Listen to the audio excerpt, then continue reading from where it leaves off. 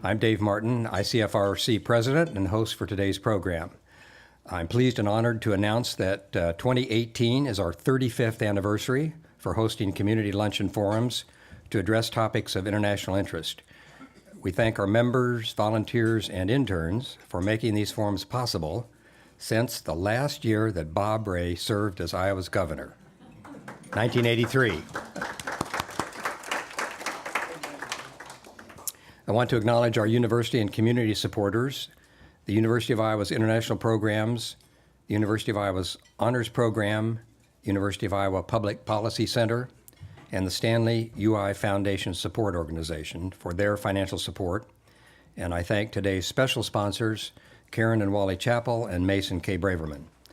We also thank City Channel 4 for professionally recording our programs for cablecast on City Channel 4 or 118-2 and the UI Library's digital archives. So it is my pleasure now to introduce Rubie Watson. She is a social anthropologist, now retired. She received her Ph.D. from the London School of Economics and has taught at the University of Pittsburgh and Harvard University. She is author of Inequality Among Brothers, Class and Kinship in South China, and has co-authored and edited several other books on Chinese society and culture. Rubie is the former director of Harvard University's Peabody Museum of Archeology and Ethnology. Currently, she is writing a book tentatively entitled The Closers: Institutional Collapse in the Rural Midwest. She grew up on a small Illinois farm and now lives in Iowa City and rural Illinois. Today, she's going to tell us about how the U.S., China, and many other countries are experiencing significant rural depopulation. Recent changes and demographic trends will be discussed, as well as consequences of depopulation on rural society and culture. Please join me in welcoming Rubie Watson.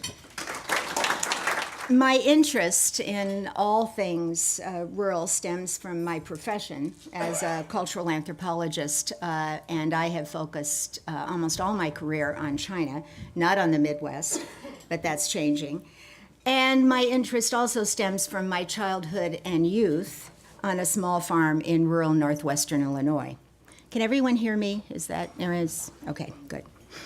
And also my retirement to my home area in 2010. I am currently engaged in a research project on rural population. Let me get a little closer here. On rural depopulation and population changes in Henry County, Illinois. Henry County, Illinois, not Henry County, Iowa. Maybe they're very similar, I don't know.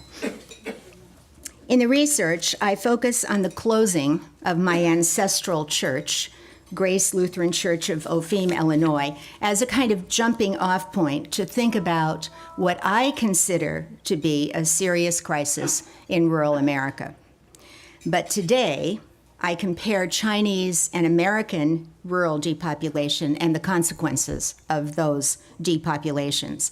I think you will see that the similarities between the Chinese case and the American case are perhaps more apparent than real, but you may have questions about that. But I hope that you will agree that the comparison is worth making, that it is productive in some ways.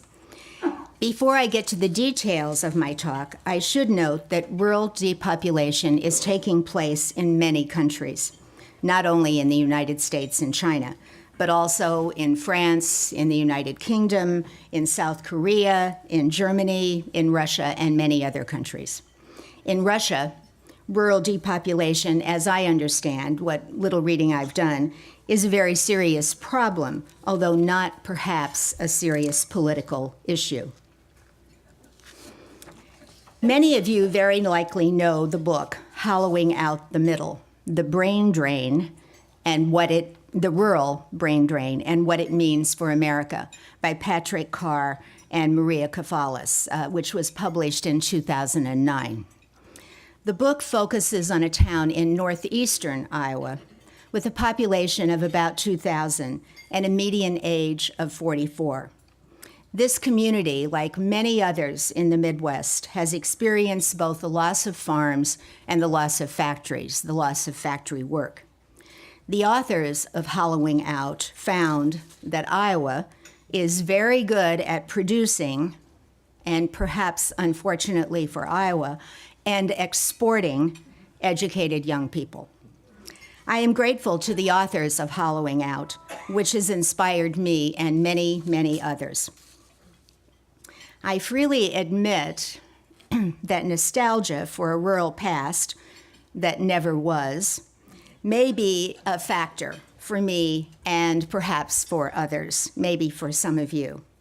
It is important to ask, is population decline in rural areas a serious problem? Should the government, the American government, the Chinese government, should they be addressing these issues? Are they addressing these issues? Perhaps things have changed, and I and others don't like the changes we see. We are nostalgic for the good old days. I do find, however, that it is not only Midwest farm girls and boys who think that things have changed and that there are serious problems afoot in rural America. None other than the Wall Street Journal reported on May 26th, 2017, that according to the journal's own analysis, and I quote, in terms of poverty, college attainment, teenage births, divorce, death rates from heart disease and cancer, reliance on federal disability insurance, and declining male labor force participation, declining number of male workers. Rural counties now rank worst among the 4 major U.S. population groupings, which are cities, smaller cities, and small cities. The article has the dramatic title of Rural America is the New Inner City. Today, a stubborn rural poverty is combined with new factors: a declining percentage of employed men, declining life expectancy, drug addiction, and the opioid crisis. This combination should set off alarm bells. You can see here that the rural populations in the US and China are declining, significantly declining in China, recent declines within the last 30 years for China. For comparative purposes, France has a rural population proportion of about 20%, the UK and Germany about 10%, and Russia about 25%. The 1910 U.S. Census was the last census to show a majority rural population for the U.S. You can see here that the rural population decline has been steady, from 60% in 1900 to 19% today. The U.S. Census Bureau, and this is important sort of background information, the U.S. Census Bureau define urban, and then rural is everything that's left. So their definition of urban, so when we're counting, I'm using a lot of U.S.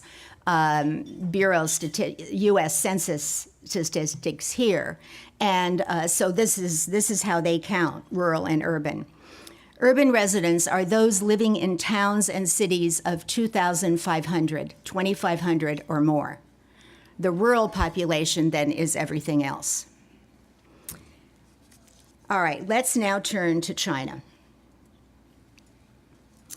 Recent Chinese history, and I'm sorry, some of you are very familiar with this information, some of you may not be, and I'll try to go over a background quickly. Recent Chinese history can be divided into 2 periods, the Maoist period and the Reform period. The Maoist period covers the years from 1949 to 1978.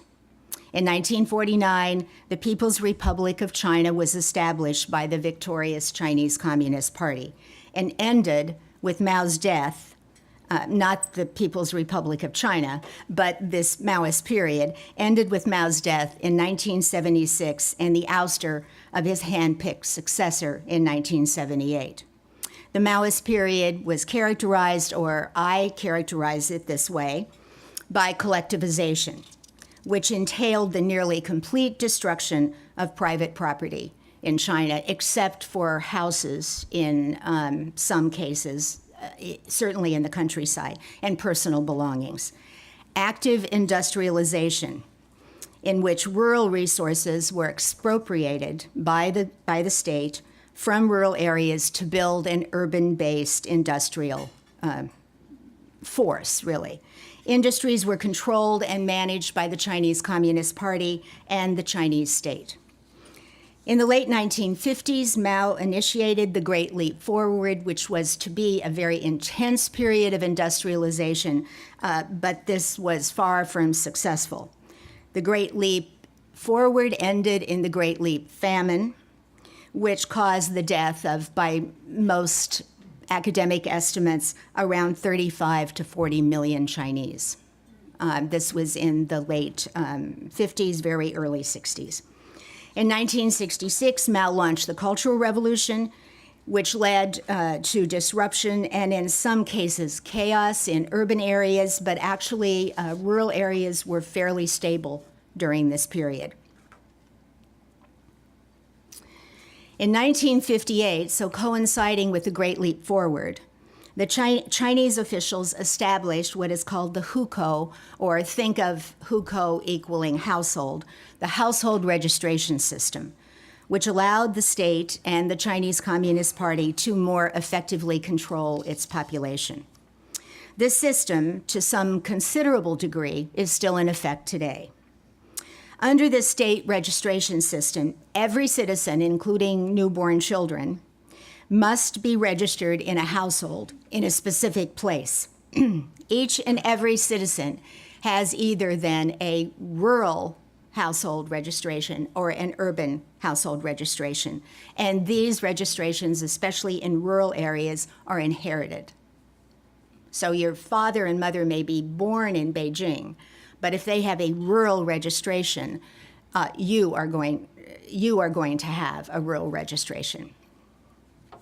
And I think you'll get the logic behind this as we continue. In the 1980s, those with urban household registration received privileged, in effect largely exclusive, access to urban jobs, housing, pensions, access to good education, access to good medical care or reasonable medical care. Urbanites also received privileged access to ration goods, and most basic goods in China were rationed in significant parts of the Maoist period.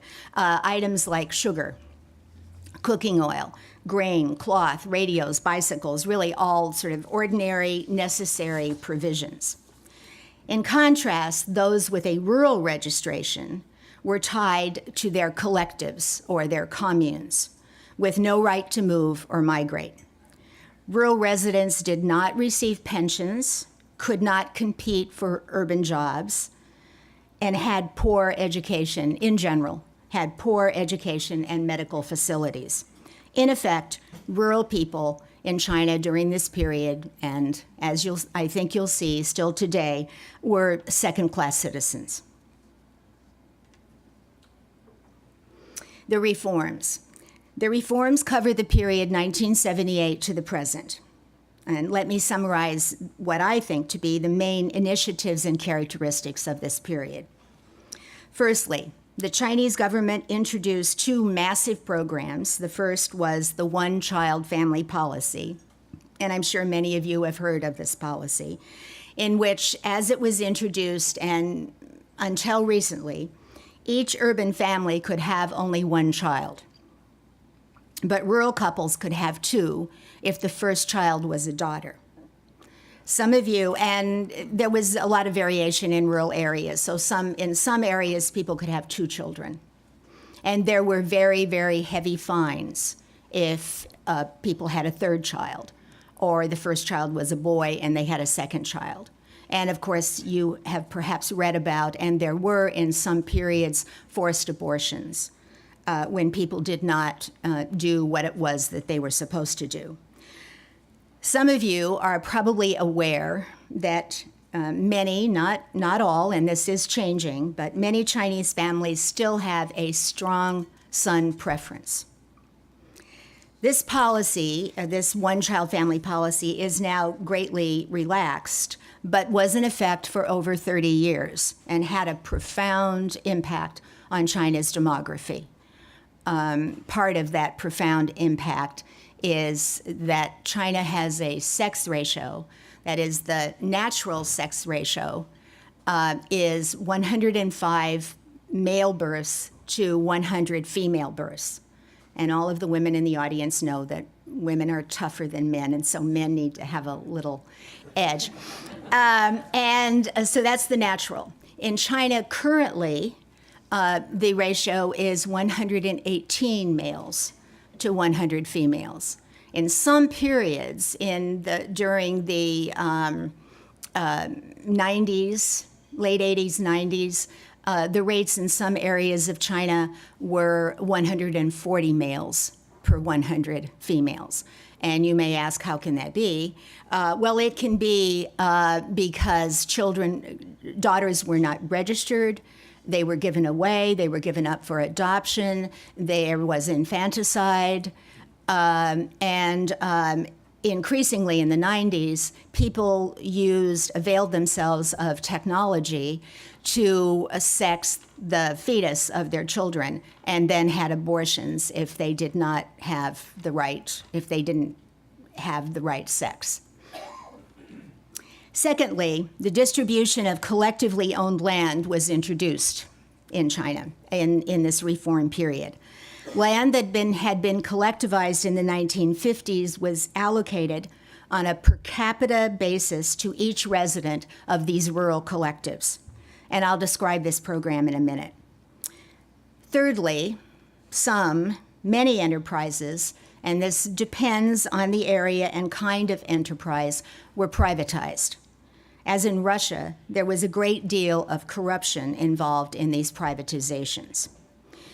Perhaps the hallmark of the reforms is the intensity of government-led industrial and infrastructure development. As we will see soon, rural migrants, people from these collectives, were given during this period the right to go and work in urban factories, but not to receive urban registrations. And they provided the cheap labor for these developments. In many ways, one might say that they were crucial to the Chinese miracle. Finally, since 1978, it goes without saying that China has experienced and is still experiencing an intense and fast-moving urbanization. Under the reforms, villagers were allowed to migrate, as I say, to urban areas, to usually, at that time in the 80s, coastal factories, where tens of millions of rural people were employed, making everything from T-shirts to cell phones. And as I said, I want you to keep in mind, rural migrants, when they move, they may have permission to move to a job, but it is considered a temporary situation, and they do not receive an urban registration.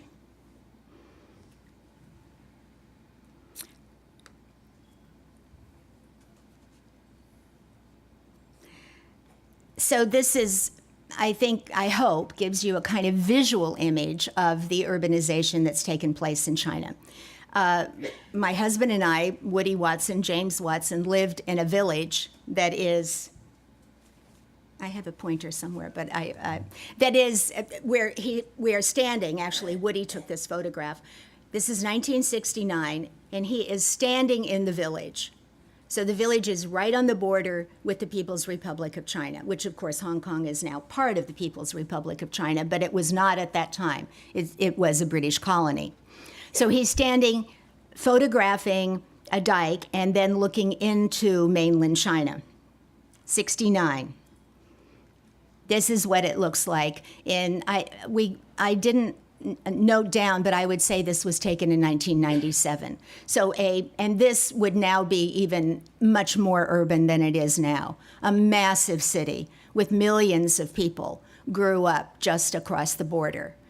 So there was this huge urbanization.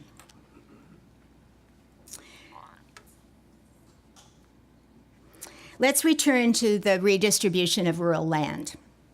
In rural areas, collective land, as I said, was allocated on a per capita basis to members of farm families, to members of communes. This is called the responsibility system. The amount and type of land that people received depended on how much land and the kind of land their commune had. So there are enormous differences across China. Initial allocations were for 30-year leases. This land was not given to these people. It was leased to them. The land remained under collective ownership. However, in recent years, some communities have opted for reallocations every 5 or 10 years, so this also varies. There is no doubt that the allocations have benefited individual farmers, but there has also been considerable corruption.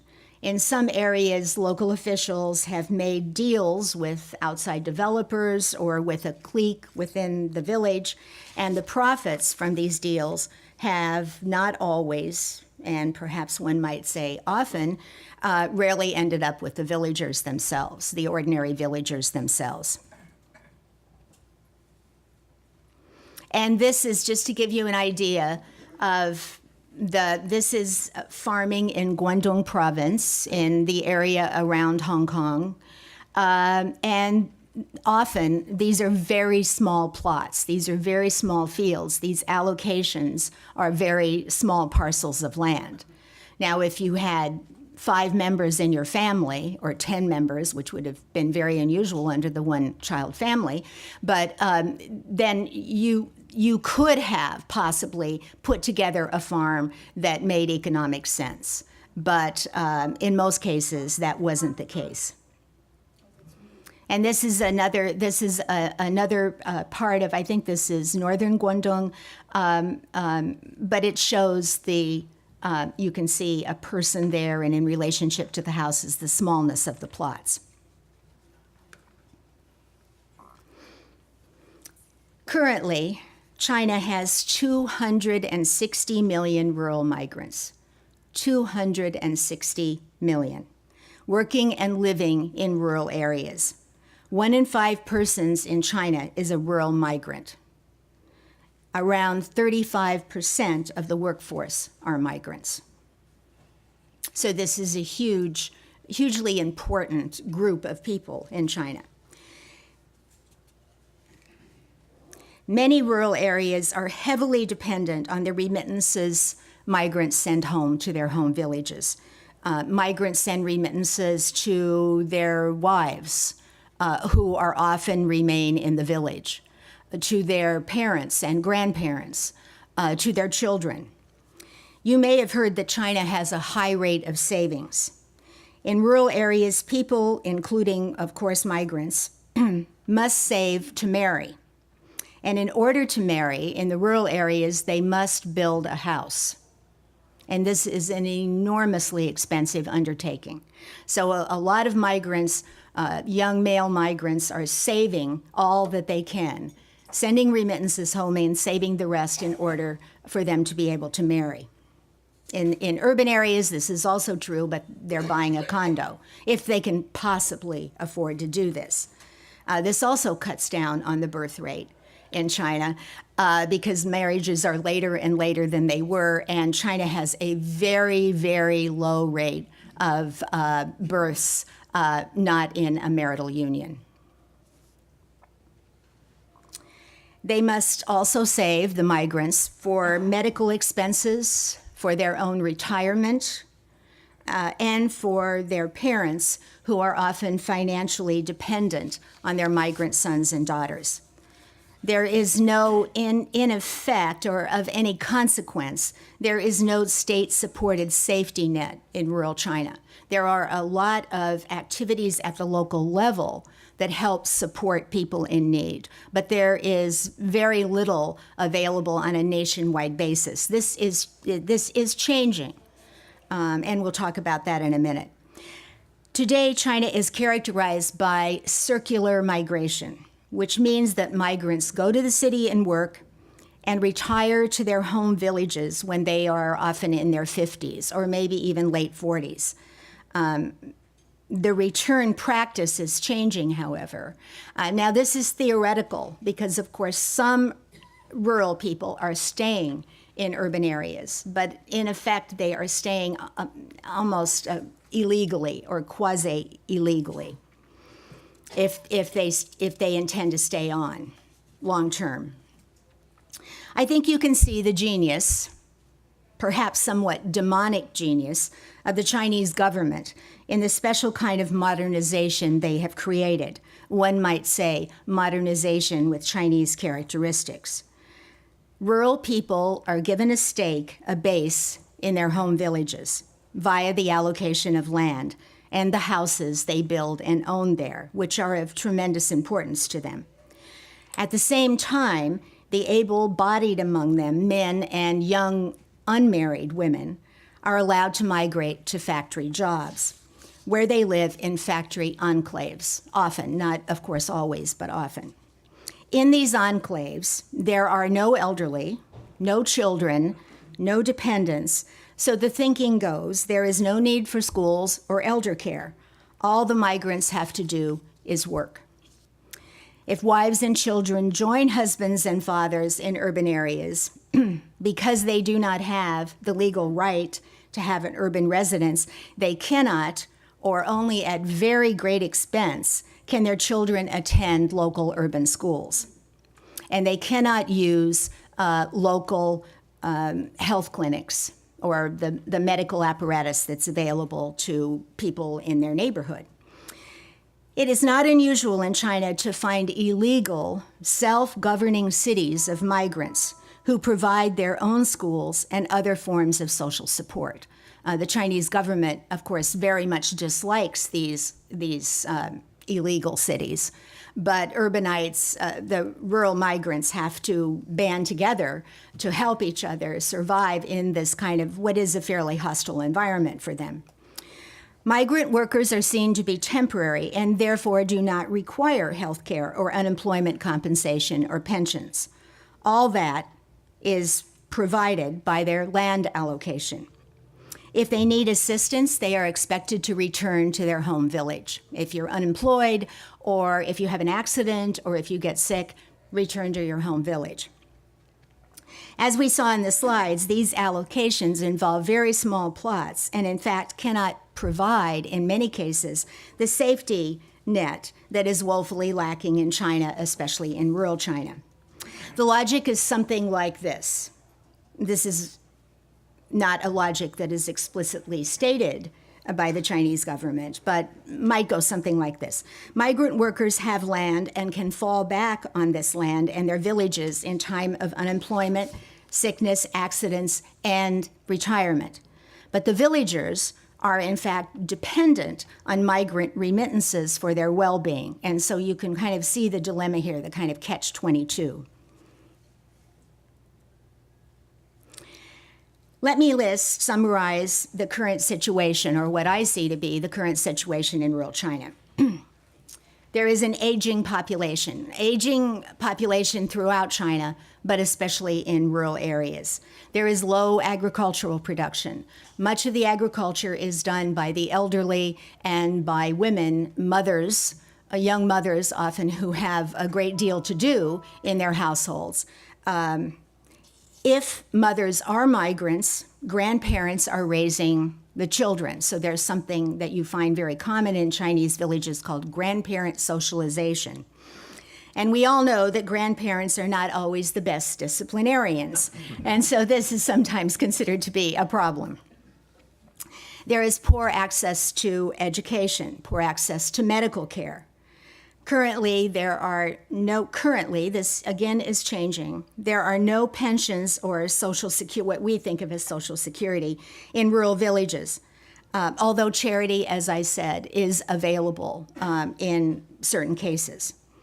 Increasingly, there is a concern with the problem of permanent male bachelors. These are men who cannot marry. Do remember, as I said earlier, that China, because of the one-child family and preference for sons, has a shortage of women. And many rural men, because they don't have the income, because they are rural, because they have a rural registration, find it very difficult to compete in the marriage market. Finally, children born in urban areas to migrant parents with rural household registrations are seen as a potentially problematic category. There is increasing fear in China that a rural-urban underclass is being created, an underclass without access to adequate education and training, whose members have difficulty competing in an urban environment, but wish to live in an urban environment. Solutions to these problems. Is the Chinese state making changes? Yes, they are. Firstly, changes in the hukou registration system are afoot and have been tried out in various provinces in China. But these changes require an enormous redeployment of resources. Under the new proposed system, household registration will continue to be necessary, but in theory, economic social benefits will be shared more equitably both by urban and rural people. And there are developing plans and policies to remove people living in isolated, sparsely populated villages to more populated towns and cities where special housing is being provided for them. The degree to which this urbanization is enforced, is it carrot or is it stick, or is it both, is not clear to me at this point, and some of you may have more information about this than I do. As I have laid out my discussion, I think you can see that the Chinese state has not provided any kind of significant government support to individuals in rural areas. In the 1980s and 90s, migrants saw great advantages to exchanging labor for wages for a life in an urban area, even in these factory enclaves. So I'm not suggesting that people were forced to do this. Rural people were gladly made themselves available for these kinds of factory jobs. Construction would be another big area. But today, younger migrants are fewer, the one-child family policy, and less likely to see enormous improvements that their parents saw, who were brought up often under Mao and saw going to work in one of these factories as a huge step forward. Things will change, but how quickly the Chinese state will lead those changes is not clear. The challenges are enormous. And now for something completely different. I should say that maybe I did. I live on a small acreage in Northwestern Illinois, so we're talking about Northwestern Illinois, which is the county of Henry County borders Rock Island County, if that means anything to you. So it is not far. Many people who live in Henry County work in the Quad Cities, work in Davenport, Bettendorf, Rock Island, Moline. The largest town in Henry County is 12,000, Kewanee.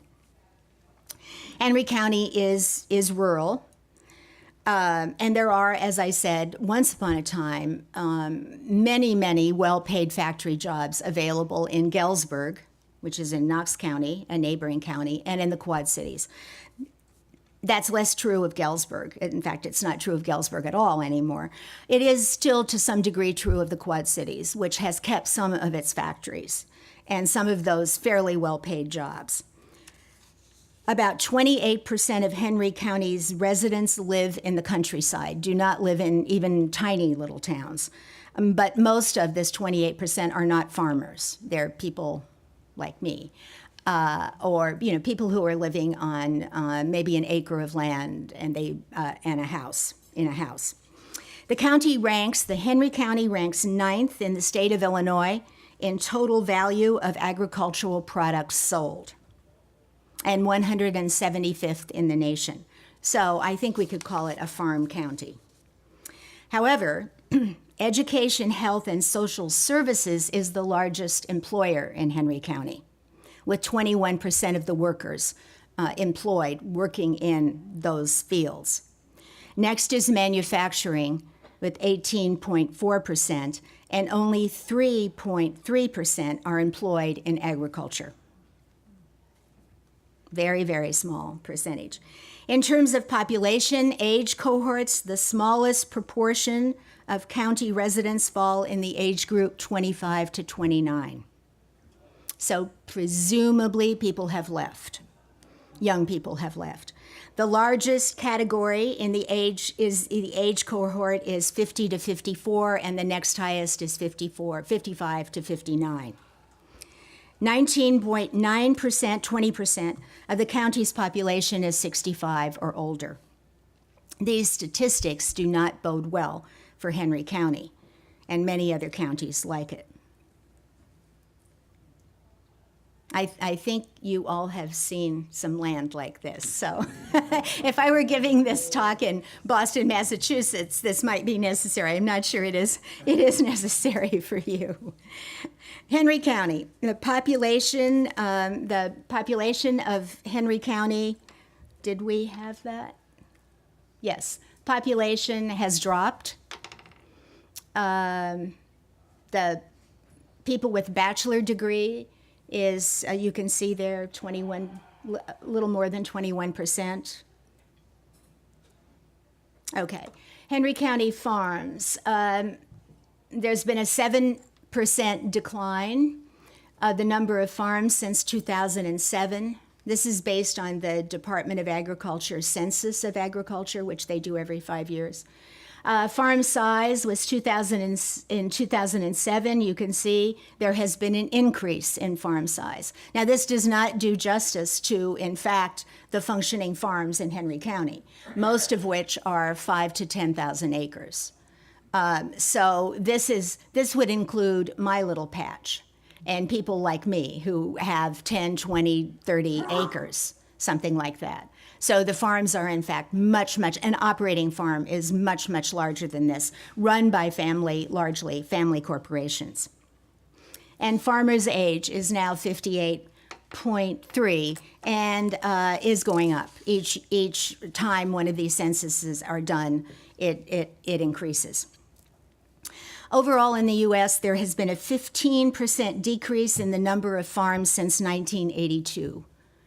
The time frame is 1982 to 2012. They are doing a census of agriculture right now, and so we only have 2012 data. The biggest decrease, for those of you who are interested and you might not be surprised, came in the years between 1987 and 1992, the biggest decrease in number of farms. This is a site that you see in the countryside if you're driving around the countryside. This is a site you don't often see. This is our local fire department, Oxford Township Fire Department, practicing on an abandoned house. So a farmer says, I'm going to burn this house down. Do you want to come and have a practice session there? And so then they take over the burning. Very emotional sites often. What is the impact of all these changes, including population decline? Well, smaller schools. Alwood School, we live in Alwood School District, which is made up of two towns, Alpha and Woodhall. And the average size of a class is 28. Now, some people will say that's great. You can get a really good education in a small school, and I think that's to some degree true. But there are also people say that is just getting too small because certain kinds of things can't be provided in these schools. So there is a debate on both sides. Commerce. This is the town of Galva. which is about 2,000, maybe a little more than 2,000. This is Main Street. Most of the stores are closed. Big box stores in the Quad Cities and Moline, people go to those kinds of, they go to Best Buy, they go to Hy-Vee, they go to do their shopping in these big stores. There are very few entertainment venues in Henry County. And there is a dwindling membership of many, many voluntary associations. The Lions Club. There is not a PTA any longer in Alwood School District. The Masonic Lodge, and so on. I mean, you name it. It has fallen, I would say, and hence the name of a book that I hope someday to produce, to my generation to assume the unwelcome responsibility of closing many local institutions. There is poor access to high-speed internet. There is growth. There's growth in sports. There is organized sports starting at about 5th grade on through high school. People are very involved, excuse me, people are very involved in organized sports at high school, grade school level, and sometimes community, but usually school-based. There are many more food pantries than there used to be.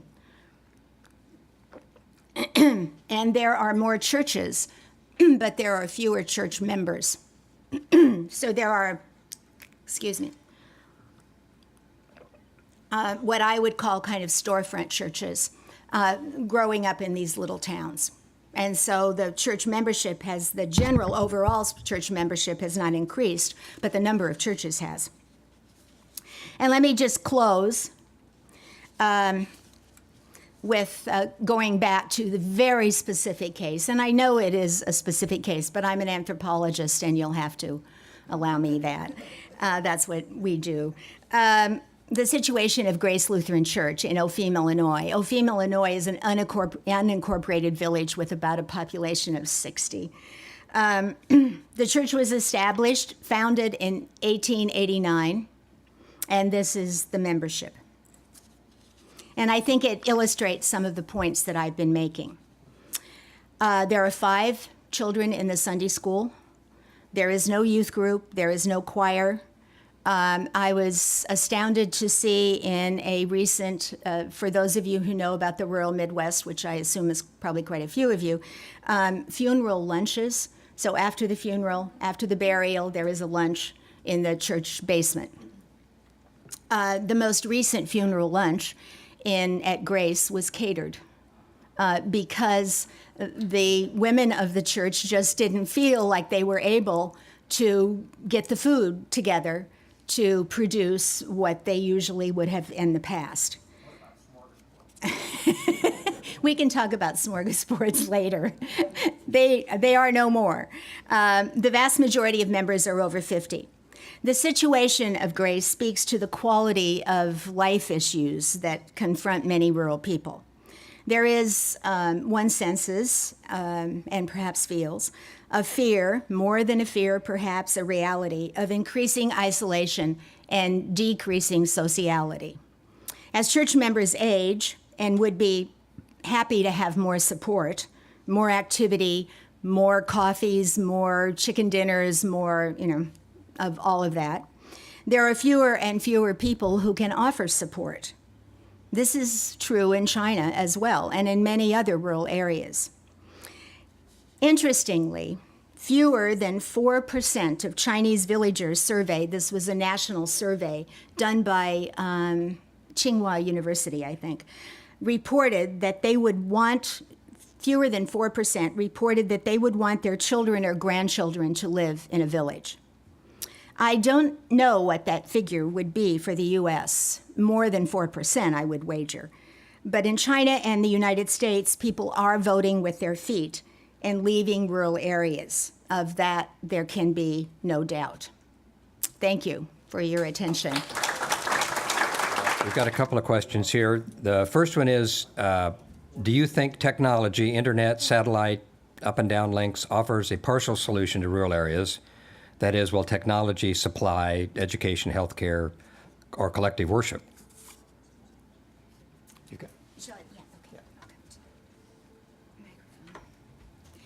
Well, I think yes. The short answer to that would be, but there are certainly caveats. So I'm not sure how worship online. I mean, there is worship online. There television, one media, and there are all kinds of other more newer technology that would offer those possibilities. I guess one of the issues is these small schools, and maybe some of you know the answer to this. I don't. I have not spent a lot of time looking at these small rural schools, but my impression is from the school that I know that they're not really keeping up with technology. So maybe a child's family is, and making a big effort to see that the child is advancing so that they can go to a good school, a good college, and all of that. But I'm not sure that these schools are doing as what one would see perhaps here in Iowa City. I don't know, but perhaps in Iowa City or in Brookline, Massachusetts, or places like that. And then there is the whole, many people over 70 or so in the rural areas, maybe 65, that I know in Henry County don't have a computer. They don't know how to use a computer. Many people might use a cell phone, but they don't have a smartphone. They, just use it to make telephone calls. I think there's potential, but I think that there are also, I'm not overly optimistic. This question asks, I heard that the Chinese government is now using tax money from rich provinces to support the poor provinces. Do you have any information about that? I do not. Does the person who asked that question have any information? From the internet. Okay. I mean, that's quite possible. There is, this effort to make changes that are going to benefit rural areas in China, and the money is, it does involve a reallocation, a redeployment of national resources. So, I mean, it wouldn't surprise me if that were happening. Another question, a couple of questions about China. Why is China unable to supply enough food for its population? The example is China imports soybeans from us, from the United States. From And from Iowa. And from Illinois. Well, you saw those plots of land. So one thing is that there's a lot of development taking place, urbanization. So cities are scooping up more and more land in China. Big infrastructure developments that don't include agriculture. Train lines, the Gorge project, all of these kinds of things, which scoop up more agricultural land. But I would say largely it's that there are these very small plots, and they have engaged in this distribution system in which it is difficult for people, and I'm sure there are many reasons for this, to come together and put their land together and sort of develop the old cooperative system that China would have had in the 1950s. That's just not happening. I don't know if any of you saw, there was a New York Times article, I think this last week, in which they were talking about soybeans. So Heilongjiang in the northeast of China is the major producer of soybeans in China. And they were talking about a village, a collective level, right, that had come together, put together 50 acres and was farming the 50 acres, which is huge for China, not maybe so much for this part of China, but to grow soybeans. And they were then working land across the Amur River with Russia. And they were renting land in Russia, and the Russian government was thrilled about this because they saw it as an opportunity to increase agricultural production perhaps in China, that they could have these Chinese farmers interested in doing this and gobbling up renting land from I'm not sure whom it would have been. I don't really know if anyone knows about the how rural land was allocated in Russia, but I think not as successfully as it was in China. In China, can bright rural citizens make it to good secondary schools or colleges and universities and beyond, I guess, in urban areas? Thank you for that question. That's a big question, a big issue in China.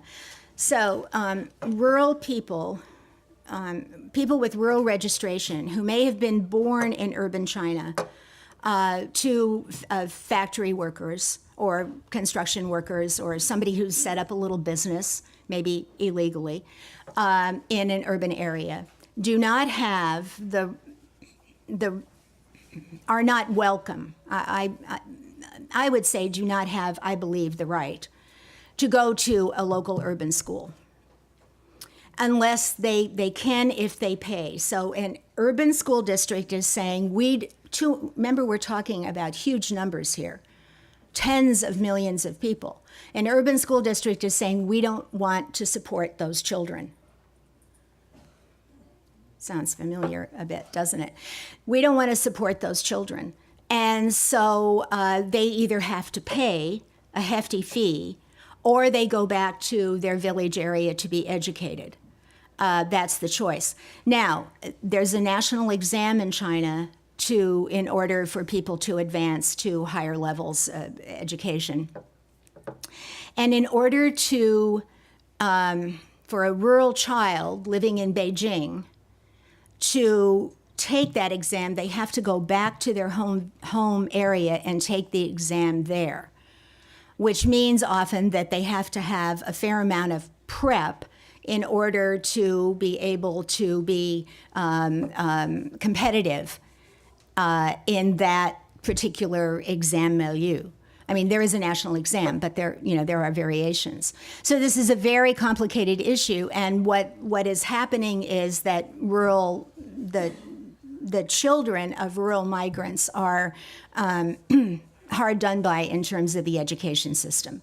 Also, even for primary schools, very small villages may no longer have a school, and so children actually board, even 6, 7, 8-year-old children will board in a local, like a county town, because there is no school in their village, or certainly that would happen when they reach middle school age. So that is one of the big issues. So we'll make this our last question here. Do you know what the official definition of a farm is in Illinois or in the U.S.? And then the second part is, what about the impact of rural school consolidation issues? I should have had that. I should have looked that up. If I remember correctly, and some of you correct me if I'm wrong, I believe that 10 acres or more counts as a farm by the U.S. Department of Agriculture in their agriculture census.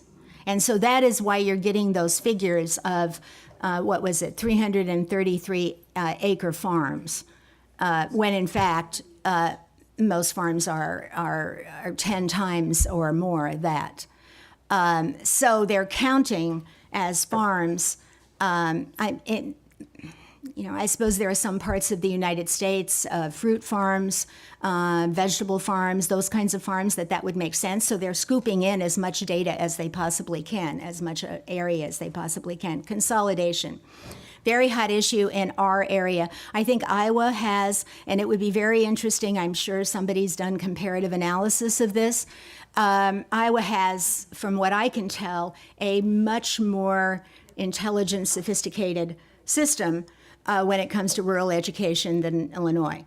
Illinois schools are funded locally, very locally, and so there is not a lot of carrot or stick that the state of Illinois is willing or perhaps able, I'm not quite sure, to exercise over consolidations. And so there are tiny school districts all over Illinois. 28, the one that I gave you, Alwood, 28 students per class, there are smaller districts than that.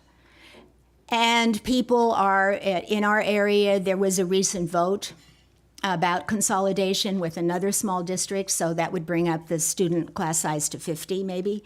It was voted down. And that has happened in many, many areas in Illinois. So there was big consolidations in the late 1940s and 1950s. And there have been relatively few, at least in the area of Illinois that I know, since then. So that doesn't look like big changes would have to be made in Illinois, I think, for that to happen. Thank you.